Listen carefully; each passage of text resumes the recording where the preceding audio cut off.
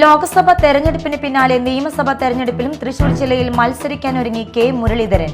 ഗുരുവായൂരിൽ കെ മുരളീധരനെ മത്സരിപ്പിക്കാൻ നീക്കം.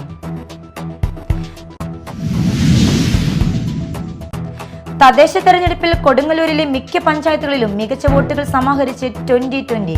ഇടത് വലത് മുന്നണികളുടെ വോട്ട് ബാങ്കുകളിൽ വിള്ളൽ വീഴ്ത്തിയാണ് 2020 വോട്ടുകൾ നേടിയത്.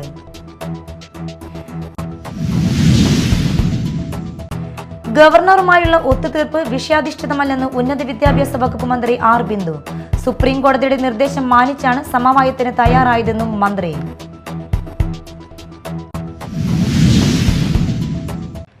നമസ്കാരം, ന്യൂസ് റൗണ്ടപ്പിലേക്ക് സ്വാഗതം. വിശദമായ വാർത്തകൾ നോക്കാം. ലോക്സഭാ തെരഞ്ഞെടുപ്പിന് പിന്നാലെ നിയമസഭാ തെരഞ്ഞെടുപ്പിലും തൃശൂർ ജില്ലയിൽ മത്സരിക്കാനൊരുങ്ങി കെ മുരളീധരൻ. ഗുരുവായൂരിൽ കെ മുരളീധരനെ മത്സരിപ്പിക്കാനാണ് നീക്കം. ഗുരുവായൂർ കേന്ദ്രീകരിച്ച് പ്രവർത്തിക്കാൻ കെ മുരളീധരൻ കോൺഗ്രസ് നേതൃത്വത്തിന് നിർദ്ദേശം ലഭിച്ചതായാണ് വിവരം. ലീഗിന്റെ സീറ്റായ ഗുരുവായൂരിന് പകരം പട്ടാമ്പി സീറ്റ് ലീഗിന് നൽകും. സീറ്റ് വച്ചുമാറൽ സംബന്ധിച്ച് ഉഭയകക്ഷി ചർച്ചയിൽ തീരുമാനമുണ്ടാക്കാനാണ് ആലോചന. ജനുവരി ആദ്യവാരത്തോടെ ഗുരുവായൂർ കേന്ദ്രീകരിച്ച് പ്രവർത്തനം ആരംഭിക്കാനാണ് KPCC കെ മുരളീധരന് നിർദ്ദേശം നൽകിയിരിക്കുന്നത്. തദ്ദേശ തെരഞ്ഞെടുപ്പിലെ മുന്നേറ്റം നിയമസഭാ തിരഞ്ഞെടുപ്പിലും പ്രതിഫലിക്കുമെന്നാണ് UDFന്റെ പ്രതീക്ഷ. കഴിഞ്ഞ ലോക്സഭാ തിരഞ്ഞെടുപ്പിൽ തൃശൂരിൽ കോൺഗ്രസിന് കനത്ത തിരിച്ചടി നേരിട്ടിരുന്നുവെങ്കിലും ഗുരുവായൂരിൽ മാത്രമാണ് UDFന് മുന്നേറ്റമുണ്ടാക്കാൻ കഴിഞ്ഞത്. ഇതാണ് കെ മുരളീധരനെ മത്സരിപ്പിക്കാനുള്ള അനുകൂല ഘടകം. നിലവിൽ മുസ്ലിം ലീഗിന്റെ സിറ്റിംഗ് സീറ്റാണിത്. പ്രാഥമിക ഘട്ടത്തിൽ സീറ്റ് വെച്ചുമാറുന്നത് സംബന്ധിച്ച ചർച്ചകൾ നടന്നിരുന്നു. അന്തിമ തീരുമാനമാണ് ഇനി വരാനുള്ളത്. വിവിധ മണ്ഡലങ്ങളിൽ കോൺഗ്രസ് ക്യാമ്പിൽ നിന്ന് സർപ്രൈസ് സ്ഥാനാർത്ഥികളും ഉണ്ടാകും. 3 ഘട്ടങ്ങളിലായാണ് സ്ഥാനാർത്ഥി പ്രഖ്യാപനം നടക്കുക. ജയസാധ്യത നോക്കി സീറ്റുകൾ വെച്ചുമാറാനും ധാരണയായിട്ടുണ്ട്. ഇങ്ങനെയാണ് ലീഗിന് പട്ടാമ്പി സീറ്റ് നൽകി ഗുരുവായൂരിൽ കെ മുരളീധരനെ മത്സരിപ്പിക്കാൻ നീക്കം നടക്കുന്നത്. തദ്ദേശ തിരഞ്ഞെടുപ്പ് നേട്ടത്തിന് പിന്നാലെ നിയമസഭാ തിരഞ്ഞെടുപ്പിനൊരുങ്ങി UDF. ഫെബ്രുവരിക്കുള്ളിൽ സീറ്റ് വിഭജന ചർച്ചകൾ പൂർത്തിയാക്കി പ്രകടന പത്രിക പുറത്തിറക്കാനാണ് UDF തീരുമാനം. Media time, Thrissur. തദ്ദേശ തെരഞ്ഞെടുപ്പിൽ കൊടുങ്ങല്ലൂരിലെ മിക്ക പഞ്ചായത്തുകളിലും മികച്ച വോട്ടുകൾ സമാഹരിച്ച് 2020. ഇടത് വലത് മുന്നണികളുടെ വോട്ട് ബാങ്കുകളിൽ വിള്ളൽ വീഴ്ത്തിയാണ് 2020 വോട്ടുകൾ നേടിയത്. പൊയ്യ, വെള്ളാങ്കല്ലൂർ എന്നിവിടങ്ങളിൽ മാത്രമാണ് 2020 സാന്നിധ്യം അറിയിക്കാതിരുന്നത്. ന്യൂസ് ഡെസ്കിൽ നിന്നും തയ്യാറാക്കിയ റിപ്പോർട്ട് കാണാം. തദ്ദേശ തെരഞ്ഞെടുപ്പിൽ കൊടുങ്ങല്ലൂരിലെ 4 പഞ്ചായത്തുകളിൽ സാന്നിധ്യം അറിയിച്ച 2020. അന്നമനട, കുഴൂർ, പുത്തഞ്ചിറ, മാള എന്നീ പഞ്ചായത്തുകളിലാണ് 2020 ശക്തമായ മത്സരം നടത്തിയത്. ചില വാർഡുകളിൽ മുന്നണി സ്ഥാനാർത്ഥികൾക്ക് വെല്ലുവിളി ഉയർത്താനും ഇവർക്ക് കഴിഞ്ഞു. ചില പഞ്ചായത്തുകളിൽ 1-2 വാർഡുകളിൽ 3-ാം സ്ഥാനത്ത് വരെ 2020 സ്ഥാനാർത്ഥികൾ എത്തി. 4 പഞ്ചായത്തുകളിൽ നിന്നും ഇടതു വലത് മുന്നണികളുടെ വോട്ടുകൾ ഭിന്നിപ്പിക്കാനും ഇവർക്ക് കഴിഞ്ഞു. അന്നമനട പഞ്ചായത്തിൽ 2020 മത്സരിച്ചത് 12 വാർഡുകളിലാണ്. ഇവിടെ വാർഡ് 17-ൽ 2020 സ്ഥാനാർത്ഥി സോണി ജോർജ് 251 വോട്ടുകൾ നേടി 3-ാം സ്ഥാനത്താണ്. CPIയിലെ KK ബിനേഷ് വിജയിച്ച വാർഡിൽ കോൺഗ്രസിലെ ഡേവിസ് കുയ്യനാണ് തൊട്ടുപിറകിൽ. വാർഡ് 2 വെണ്ണൂർ സൗത്തിൽ കോൺഗ്രസിലെ ആനി ആൻഡു മത്സരിച്ച് വിജയിച്ച വാർഡിലും 2020 സ്ഥാനാർത്ഥി വാവച്ചൻ വാതുക്കാടൻ 3-ാം സ്ഥാനത്താണ്.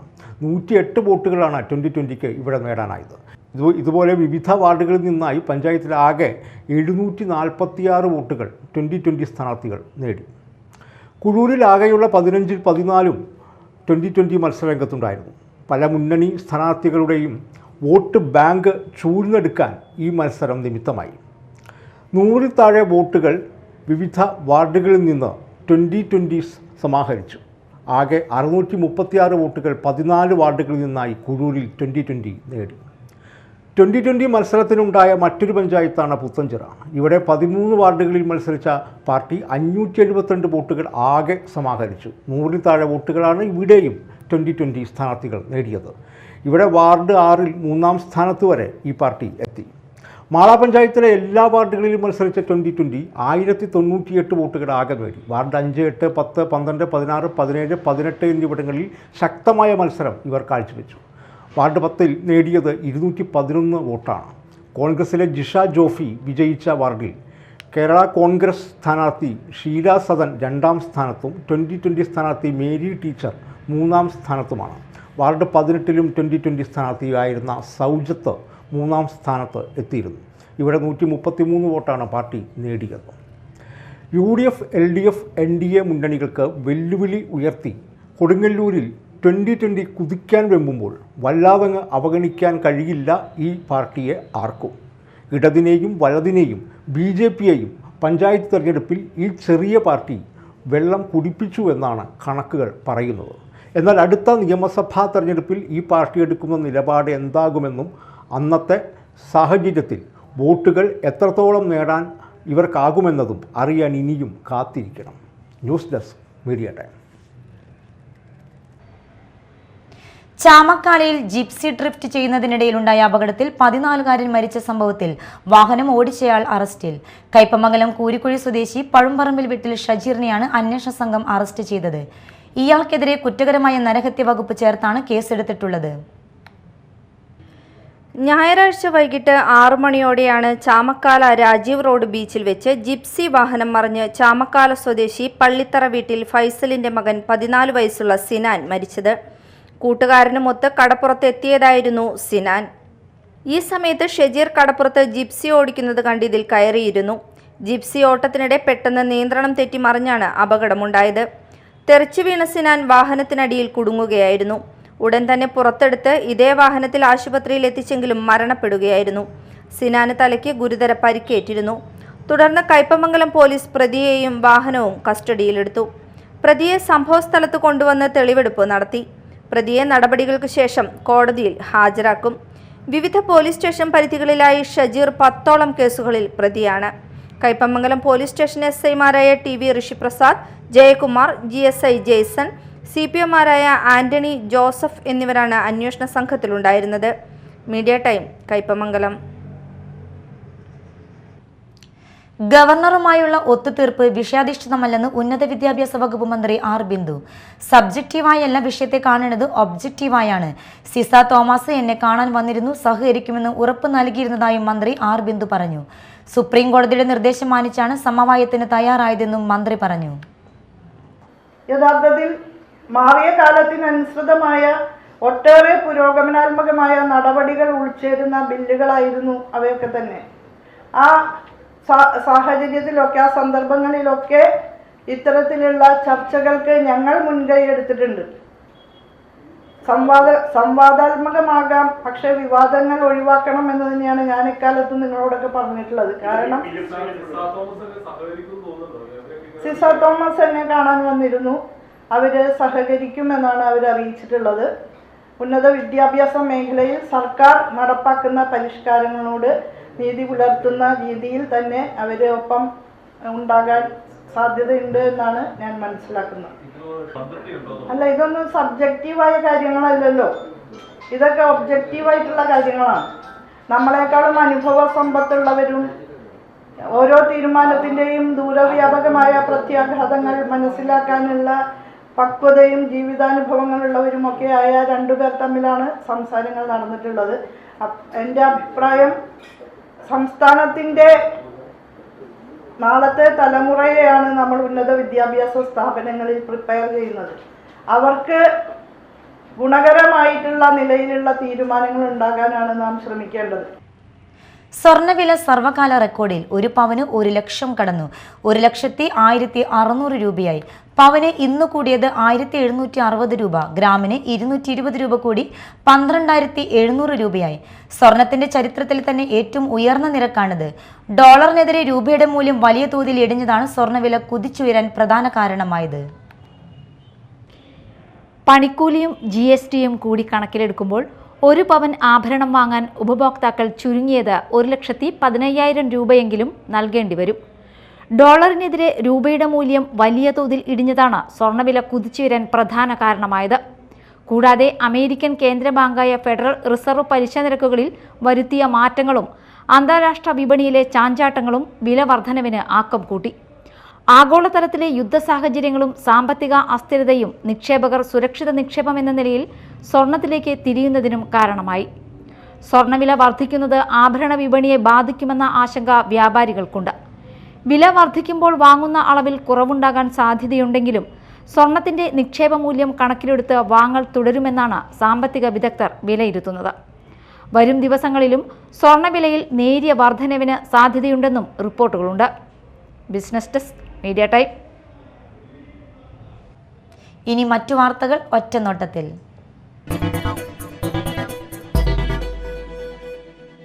അന്നമനട വിവേകോദയം വിദ്യാമന്ദിർ സെക്കൻഡറി സ്കൂളിൽ വാർഷികാഘോഷം നടന്നു. പ്രശസ്ത സിനിമാ നടൻ ജയരാജ് വാര്യർ ഉദ്ഘാടനം ചെയ്തു.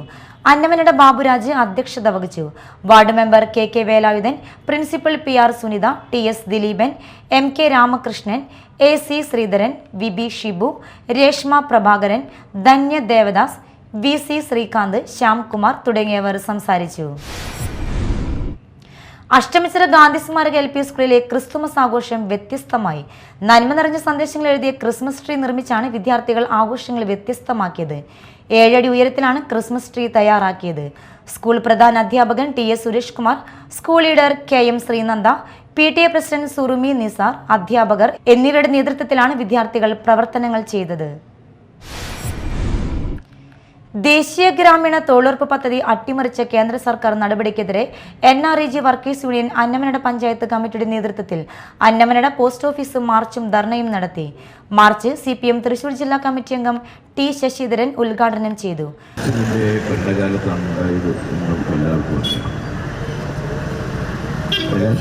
മൻമോഹൻ സിംഗും തമ്മിലുള്ള കൂടിയാലോചനയിൽ ചർച്ച ചെയ്തു. നിങ്ങൾക്ക് എത്ര മന്ത്രിസ്ഥാനം വേണം എന്നാണ് CPMനോട് അന്ന് പ്രകാശ് കാരാട്ട് ചോദിച്ചത്. ഞങ്ങൾക്ക് മന്ത്രിസ്ഥാനമൊന്നും വേണ്ട, നാട്ടിലെ പാവപ്പെട്ടവരായ ജനങ്ങൾക്ക് കുറച്ചു നേരം തൊഴിൽ കിട്ടാൻ സമഗ്രമായ ഒരു പദ്ധതി നിങ്ങൾ കൊണ്ടുവരണം എന്ന് നമ്മൾ ആവശ്യപ്പെട്ടു. ഒരുപാട് കാര്യങ്ങൾ ആവശ്യപ്പെട്ടു. പെട്രോളിൻ്റെ ഡീസലിൻ്റെ വില കുറയ്ക്കണം, അതോടൊപ്പം തന്നെ അത് കേന്ദ്ര ഗവൺമെന്റിന്റെ ഉള്ളടക്കത്തിലുണ്ടാവണം. Union president TV Suresh Kumar അധ്യക്ഷത വഹിച്ചു.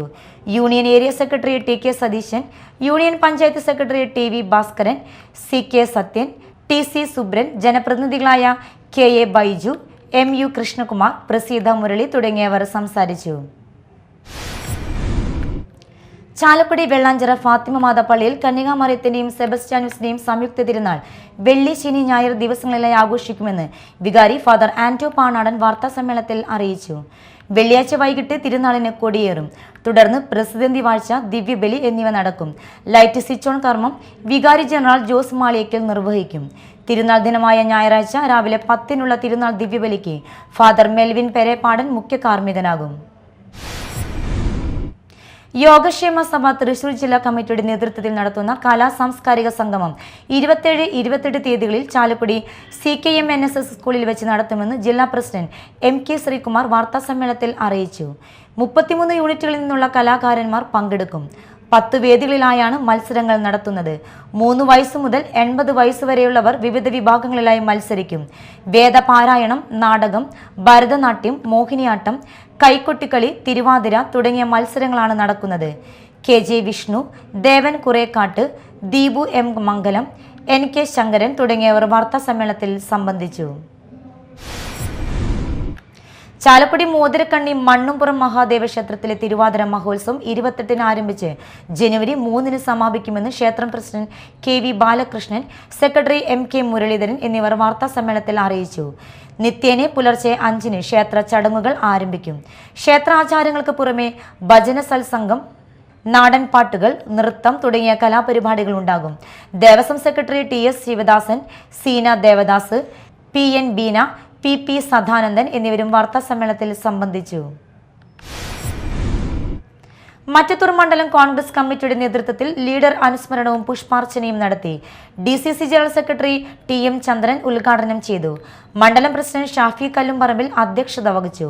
ബ്ലോക്ക് ഭാരവാഹികളായ പ്രവീൺ M കുമാർ, ലിൻഡോ പള്ളിപ്പറമ്പൻ, CH സാദത്ത്, പഞ്ചായത്ത് മെമ്പർമാരായ മിനി, നൂർജഹാൻ നവാസ്, നൈജോ ആൻഡോ, PC വേലായുധൻ, ജോണി കൊട്ടേക്കാട്ടുകാരൻ തുടങ്ങിയവർ പ്രസംഗിച്ചു. Service pensioners union Kaipamangalam unit കുടുംബ സംഗമം സംഘടിപ്പിച്ചു. KSPU Mathilakam block secretary KU Subrahmanyan ഉദ്ഘാടനം ചെയ്തു. കയ്പമംഗലം യൂണിറ്റ് പ്രസിഡന്റ് അശോകൻ അധ്യക്ഷത വഹിച്ചു. ബ്ലോക്ക് സാംസ്കാരിക സമിതി convener KB Beena, unit executive അംഗങ്ങളായ അബ്ദുൽ കരീം, അൽഫോൻസ, നാടകപ്രവർത്തകൻ മനോമോഹൻ, MD സന്തോഷ് തുടങ്ങിയവർ സംസാരിച്ചു.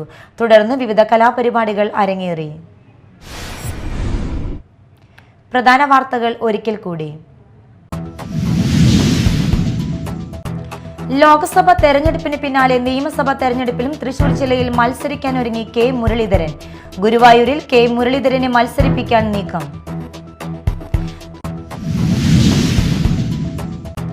തദ്ദേശ തെരഞ്ഞെടുപ്പിൽ കൊടുങ്ങല്ലൂരിലെ മിക്ക പഞ്ചായത്തുകളിലും മികച്ച വോട്ടുകൾ സമാഹരിച്ച് 2020. ഇടത് വലത് മുന്നണികളുടെ വോട്ട് ബാങ്കുകളിൽ വിള്ളൽ വീഴ്ത്തിയാണ് 2020 വോട്ടുകൾ നേടിയത്.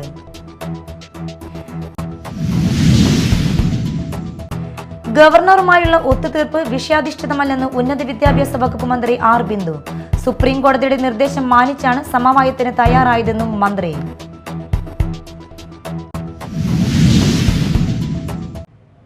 ഇതോടെ ന്യൂസ് റൗണ്ടപ്പ് സമാപിച്ചു. നമസ്കാരം.